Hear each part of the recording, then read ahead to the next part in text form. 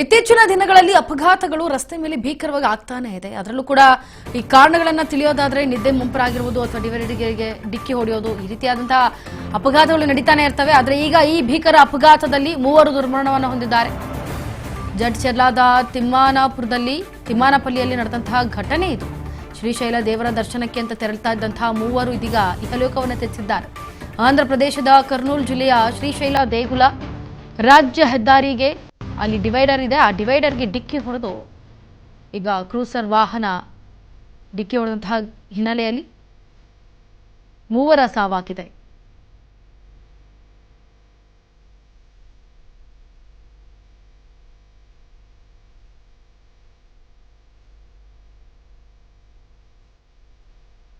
ಆಂಧ್ರ ಪ್ರದೇಶದ ಕರ್ನೂಲ್ ಜಿಲ್ಲೆಯ ಶ್ರೀಶೈಲ ದೇಗುಲ ರಾಜ್ಯ ಹೆದ್ದಾರಿ ಏನಿದೆ ಆ ಡಿವೈಡರ್ಗೆ ಡಿಕ್ಕಿ ಹೊಡೆದು ಇದೀಗ 3 ಜನರ ಸಾವಾಗಿದೆ. ನೀವು ಗಮನಿಸ್ತಾ ಇದ್ದೀರಾ ದೃಶ್ಯಾವಳಿಗಳಲ್ಲಿ ಯಾವ ರೀತಿಯಾಗಿ ಇರುವಂತಹ ಚಿಕ್ಕ ಡಿವೈಡರ್ ಅದು. ಆ ಡಿವೈಡರ್ಗೆ ಏಕಾಏಕಿ ಬಂದು ಗುದ್ದಿರೋ ದೃಶ್ಯ ಈಗ ನೀವು ನೋಡ್ತಾ ಇದ್ದೀರಾ. ಡಿಕ್ಕಿ ಹೊಡೆದಂತಹ ರಭಸಕ್ಕೆ ಸ್ಥಳದಲ್ಲೇ 3 ಸಾವನ್ನಪ್ಪಿದ್ದಾರೆ. ಕಾರ್ ಫುಲ್ಲು ಜಖಮ್ ಆಗಿದೆ ಸಂಪೂರ್ಣವಾಗಿ. 5ಕ್ಕೂ ಹೆಚ್ಚು ಜನರಿಗೆ ಅಲ್ಲಿ ಗಾಯವಾಗಿದೆ.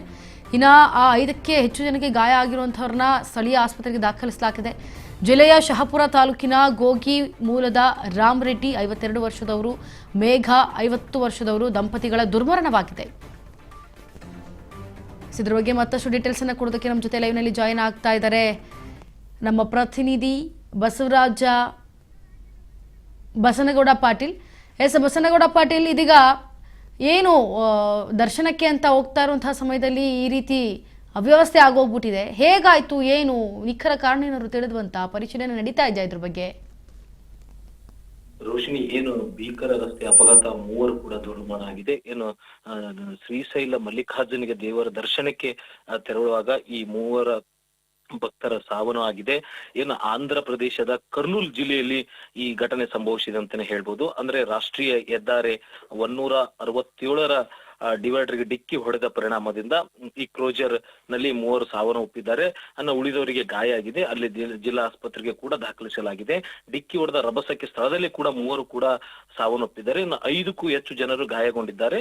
ಸ್ಥಳೀಯ ಆಸ್ಪತ್ರೆಗೆ ದಾಖಲಿಸಿದೆ. ಅಂದ್ರೆ ಜಿಲ್ಲೆಯ ಶಹಪುರ ತಾಲೂಕಿನ ಗೋಗಿ ಮೂಲದ ರಾಮಲಿಂಗ ರೆಡ್ಡಿ ಮತ್ತು ಮೇಘ ಅನ್ನೋರು ಮಾಹಿತಿ ತಿಳಿದು ಬಂದಿದೆ.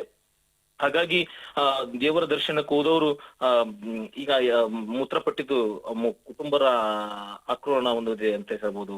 Roshini. Basanagouda, thank you so much ನಿಮ್ಮೆಲ್ಲ ಡೀಟೇಲ್ಸ್ಗಾಗಿ.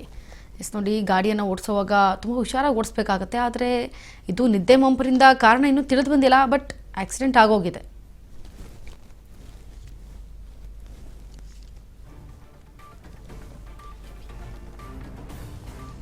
ಇದು ಯಾದಗಿರಿಯಲ್ಲಿ ನಡೆದಂತಹ ಭೀಕರ ಅಪಘಾತ. ಈ ಅಪಘಾತದಲ್ಲಿ 3 ಜನ ದುರ್ಮರಣ ಹೊಂದಿದ್ದಾರೆ. ಅದರಲ್ಲೂ ದಂಪತಿಗಳು ಕೂಡ ದುರ್ಮರಣ ಹೊಂದಿರೋದು ನಿಜಕ್ಕೂ ಇದು ದುರ್ದೈವದ ಸಂಗತಿ. ಅವರ ಕುಟುಂಬದವರಿಗೆ ದೇವರು ಆಕ್ರಂದವನ್ನು ಅಥವಾ ದುಃಖವನ್ನು ಭರಿಸುವಂತಹ ಶಕ್ತಿ ಕೊಡಲಿ.